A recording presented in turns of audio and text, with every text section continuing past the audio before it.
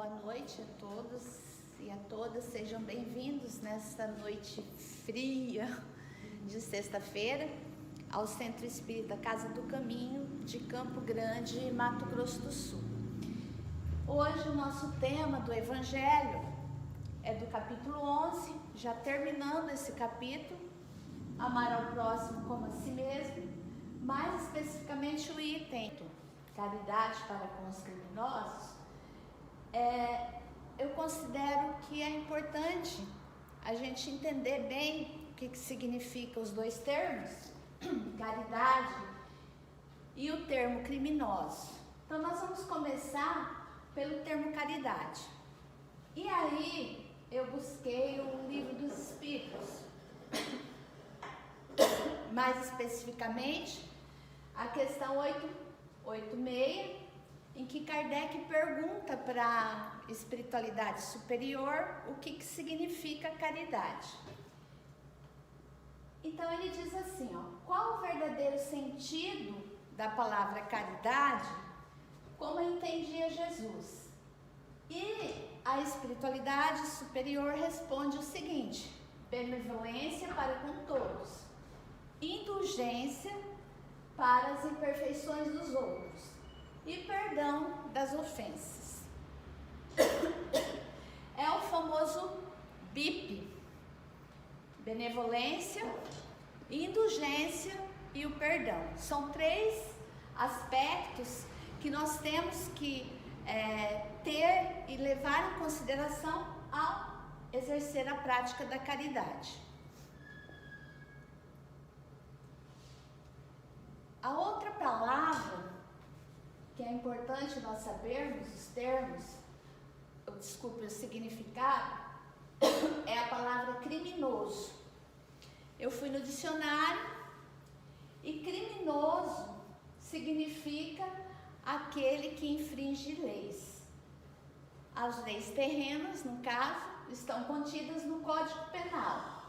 Então, quem comete um crime ou uma infração está infringindo essas leis do Código Penal.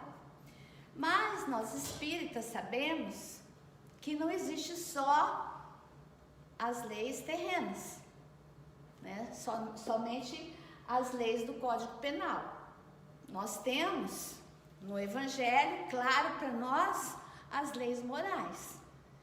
Então aqui cabe uma reflexão para nós. Essas leis morais, quando são infringidas, nós também estamos cometendo um crime. Então, perante Deus, nós também somos criminosos.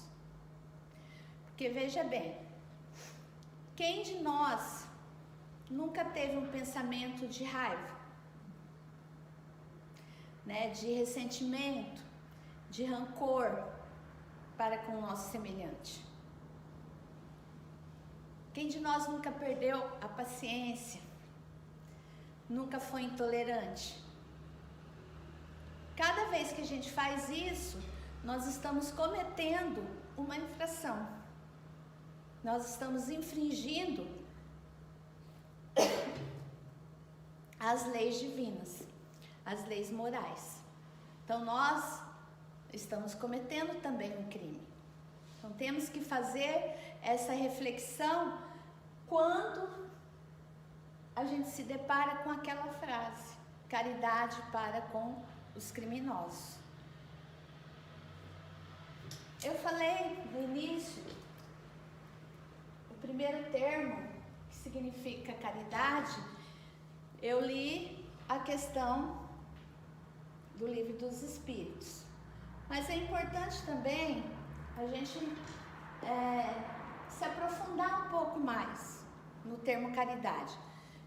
No livro Evangelho segundo o Espiritismo, existe 2 capítulos que vão detalhar mais sobre caridade. O capítulo 13 e o capítulo 15. O capítulo 15, se eu não me engano, fora da caridade não há salvação. E o capítulo 13 que a vossa mão esquerda não saiba o que dá a vossa mão direita. Nesses 2 capítulos inteiro vai se falar sobre a prática da caridade. No capítulo 15, é interessante a gente destacar no termo caridade. No capítulo 15 tem uma passagem do Evangelho de Lucas, que Jesus é testado por um doutor da lei.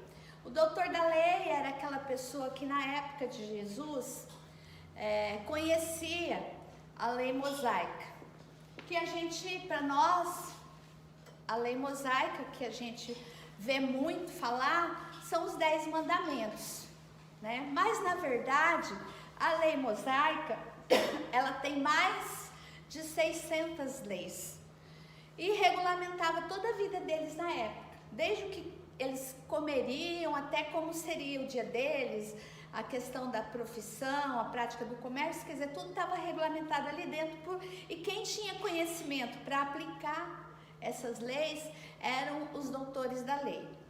Então, esses doutores da lei testa Jesus perguntando para ele, né, o que era necessário fazer para se alcançar a salvação. E Jesus, percebendo que estava sendo testado, devolve a pergunta para ele: o que é necessário, me diga você, para se alcançar a salvação? E ele responde: amar a Deus sobre todas as coisas e amar ao próximo como a ti mesmo. E Jesus então diz que está correto, que é isso que é necessário então para se alcançar a salvação. Então a gente aprende aí que é necessário o quê? Amar. É a lei do amor. E como é que a gente põe em prática essa lei do amor? É fazendo caridade. Então a caridade é o amor em ação.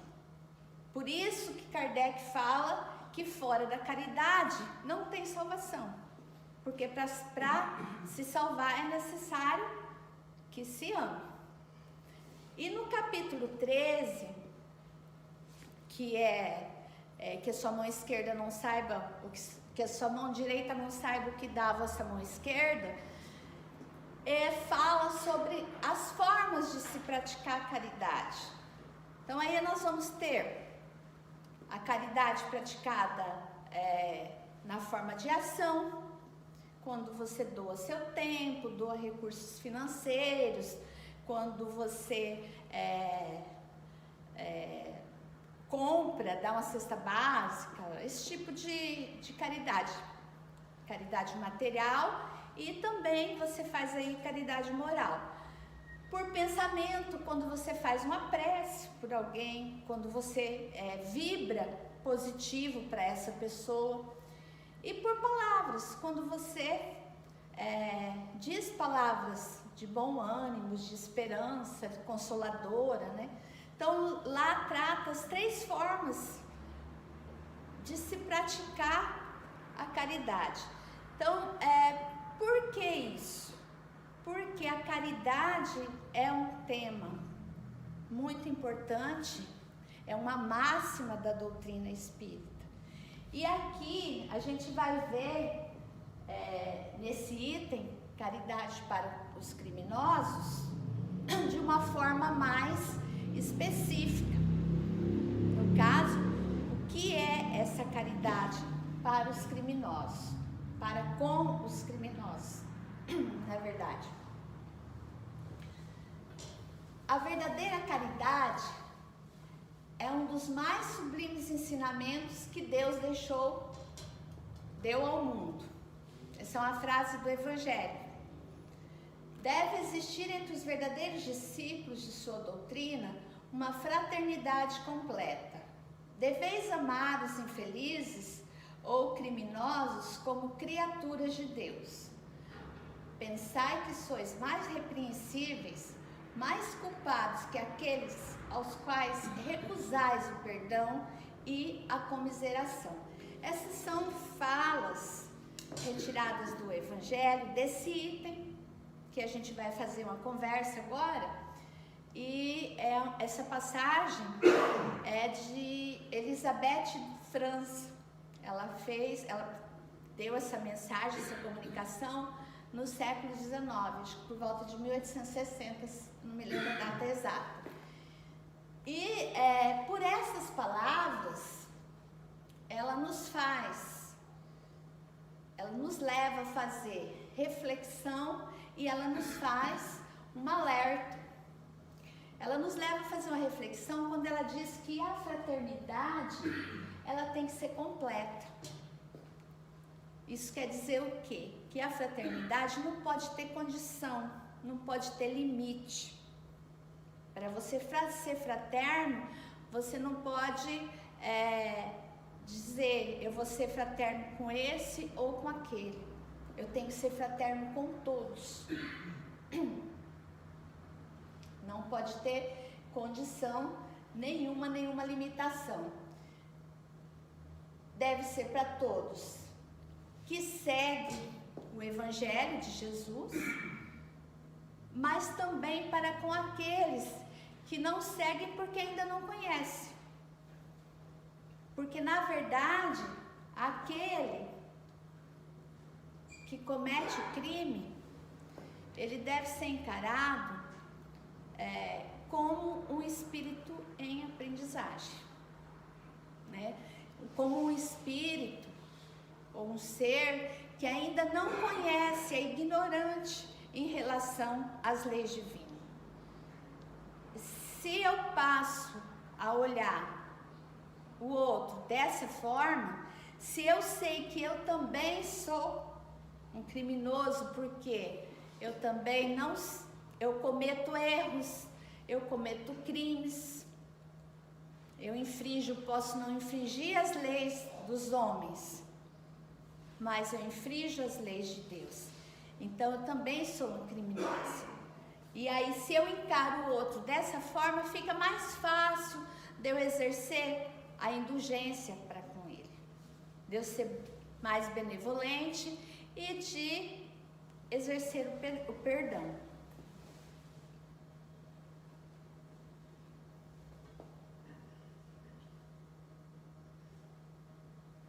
Não julgueis, porque o julgamento que fizerdes vos será aplicado, e tendes necessidade da indulgência para os pecados que cometeis sem cessar.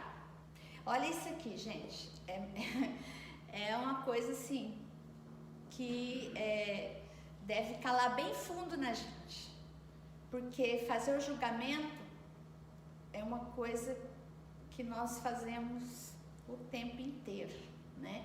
Então eu vou repetir: não julgueis, porque o julgamento que fizerdes vos será aplicado, e tendes necessidade da indulgência para os pecados que cometeis sem cessar.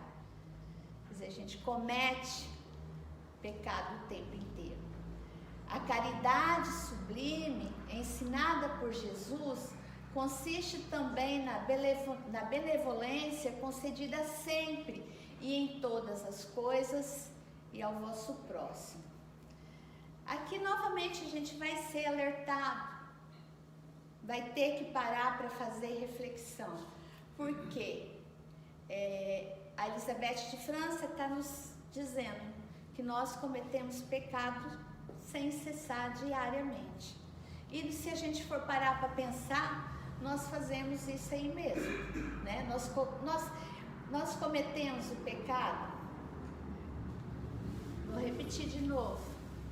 Eu não vou nem falar o pecado, porque o pecado a gente presume uma punição, né? E nós não somos punidos, nós temos a oportunidade da reparação. Então vou dizer quando a gente comete o erro, o equívoco, né? Quando a gente infringe as leis, nós fazemos isso. Quando a gente tem raiva, mas nós não temos paciência, tolerância, às vezes nem com pessoas da nossa família, pessoas que a gente ama, que está ali no nosso convívio diário. E não é raro a gente ter pensamentos para com essas pessoas que não são caridosos, que a gente sabe, né? Quantas vezes você fala, espera, né? Você vai pagar, né? O castigo vem a cavalo, deixa estar, né? A gente tem isso, a gente fica esperando o outro, o troco, né? Esperando que o outro pague por aquilo. Nós fazemos isso direto, né? Então a gente tem nesses momentos se lembrar desse item do Evangelho para poder se vigiar, né? Para poder nos enxergar como criminoso também, como uma pessoa que vai necessitar da indulgência, do perdão. Quem de nós, para falar bem a verdade, a gente infringe até as leis dos homens. Eu estou aqui pensando, quem de nós nunca furou uma fila? Quem de nós nunca levou uma multa? Quem não deu uma fechada? Quem de nós que nunca passou no sinal vermelho, né? Não levou a multa por velocidade, não falou no celular, dirigindo, né? A gente comete até infrações contra as leis terrenas, que dirá então contra as leis divinas, dada a nossa condição ainda de espíritos imperfeitos e vivendo num planeta de provas e expiações. Então a gente carece da indulgência o tempo inteiro. Então por isso nós não devemos fazer o julgamento.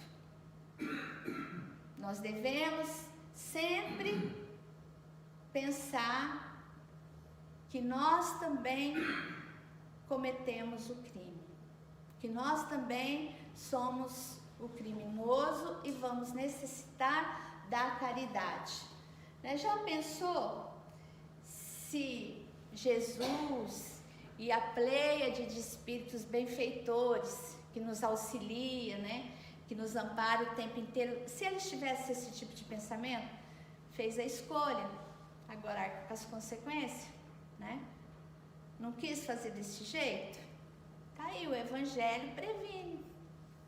Mas teimou, foi fazer, né? Escolheu esse caminho, escolheu o caminho mais fácil.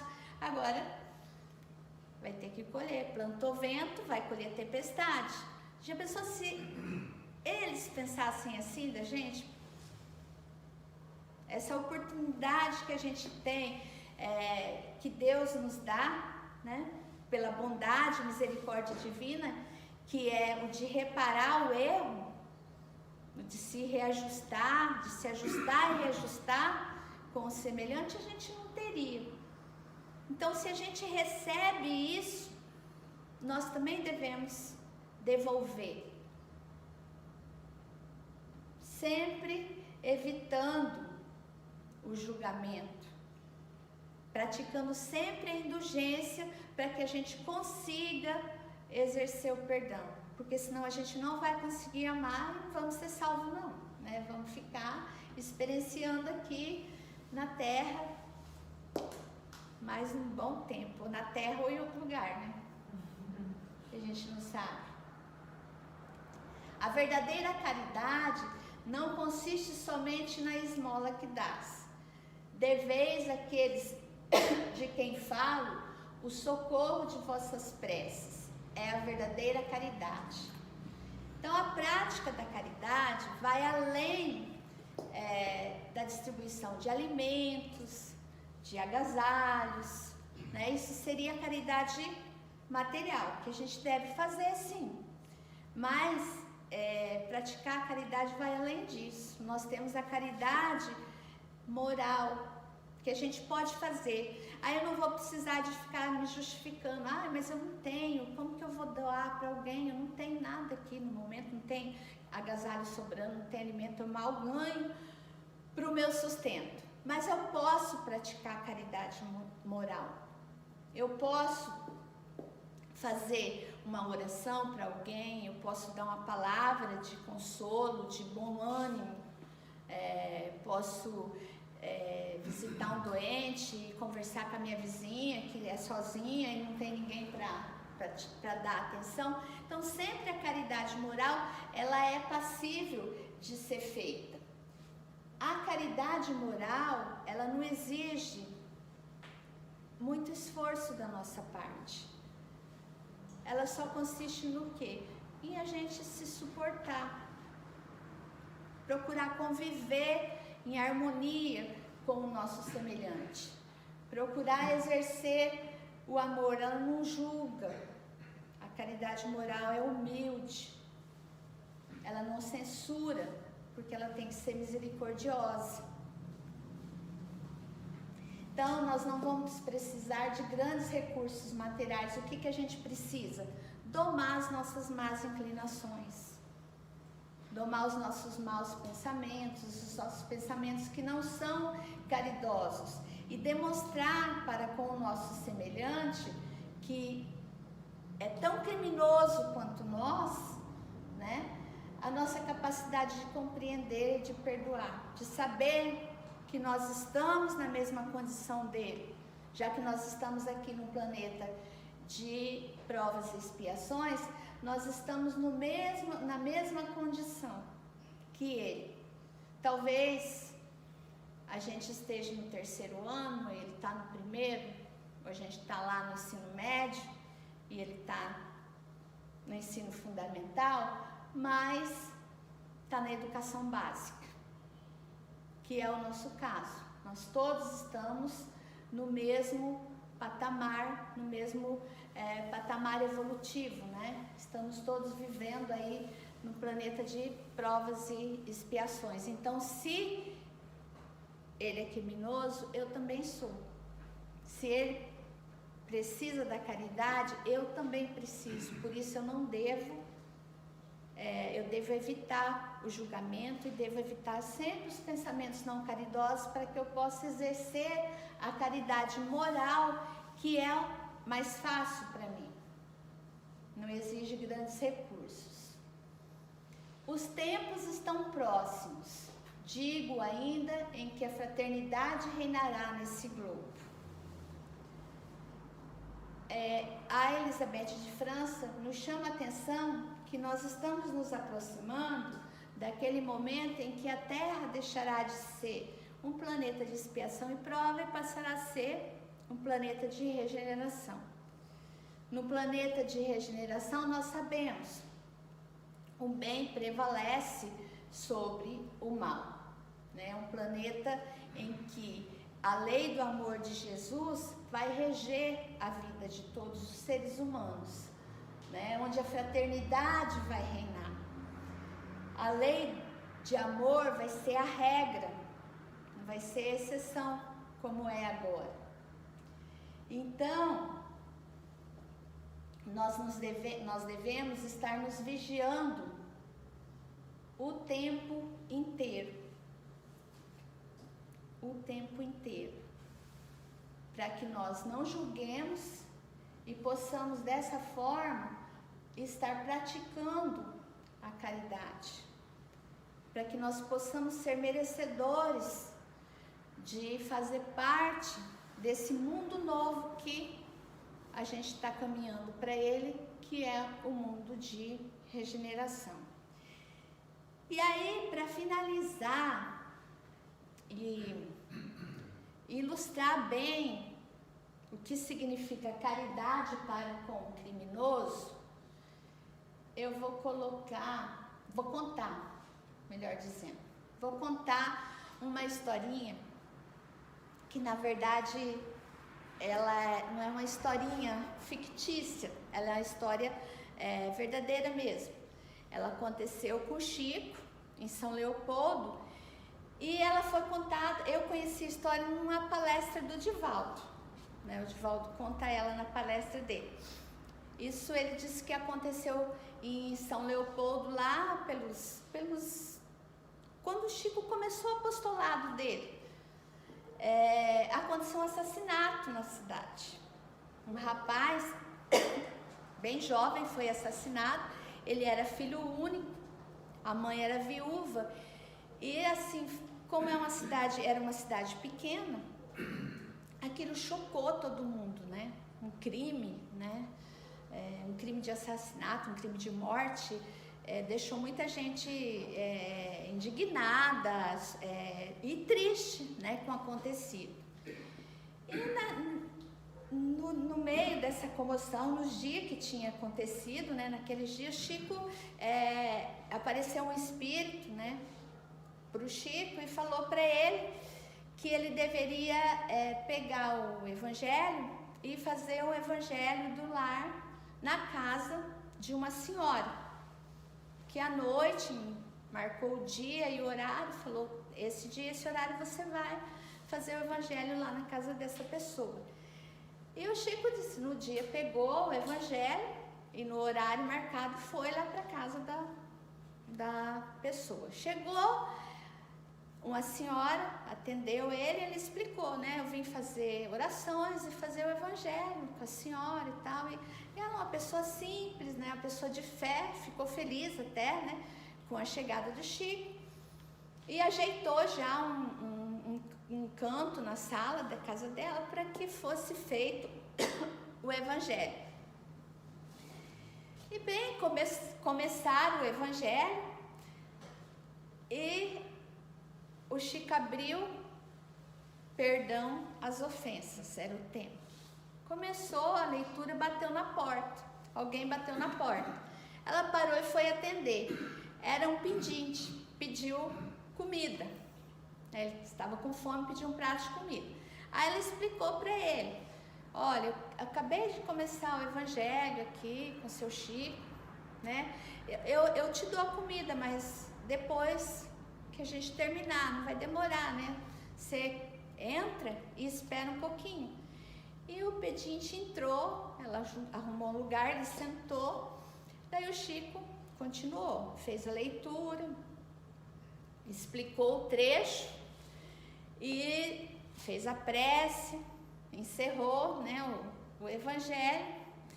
E como o tema tinha sido perdão às ofensas, a senhora falou para o Chico, olha, eu vou aproveitar as suas palavras, né, e para dizer que eu perdoo a pessoa que assassinou meu filho. E que a partir de agora, aqui perante você, né, que trouxe essas palavras, eu vou fazer todo dia uma oração para ele. Uma oração em favor dessa pessoa que assassinou meu filho. Que eu não sei quem é, mas eu de coração, ele está perdoado, né? A pessoa está perdoada. E foi fazer o prato para dar para o pedinte, né?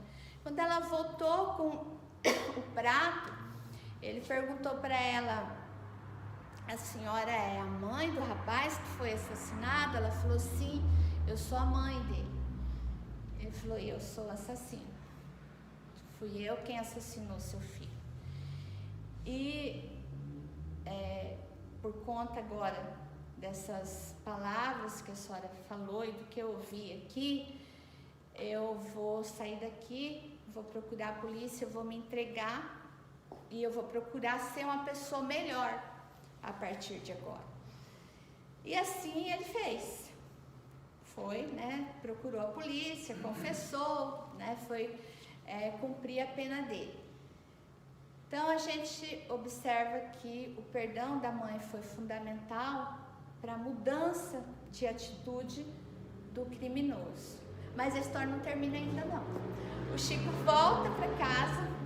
Quando ele chega em casa, outro espírito aparece para ele. Dessa vez um rapaz. E fala para ele que foi ele que levou o assassino na casa da mãe dele. Eu que levei ele, fala para o Chico. Eu levei o assassino para que ele ouvisse as palavras de perdão da minha mãe. Então eu acredito, né, que essa é uma história que exemplifica bem o que é a caridade para com os criminosos. Porque as palavras de perdão da mãe foi fundamental realmente para a mudança de atitude do criminoso, né? A caridade gera caridade, né? A gentileza gera gentileza, a caridade gera a caridade, o amor gera o amor. E para finalizar de tudo, daí fica uma reflexão que eu acho que também cabe bem ao tempo. Um diamante terá menos valor porque está coberto de lama? Coberto de lama ou não, o diamante vai ser uma pedra de grande valor, né? Então, da mesma forma, Deus vê a beleza imutável dos nossos espíritos, das nossas almas. Ele sabe que nós não somos os nossos erros. Nós estamos errando, mas nós não vamos ficar assim eternamente, né? Essa é uma reflexão de um pensador indiano. Que assim seja, fiquem todos com Deus.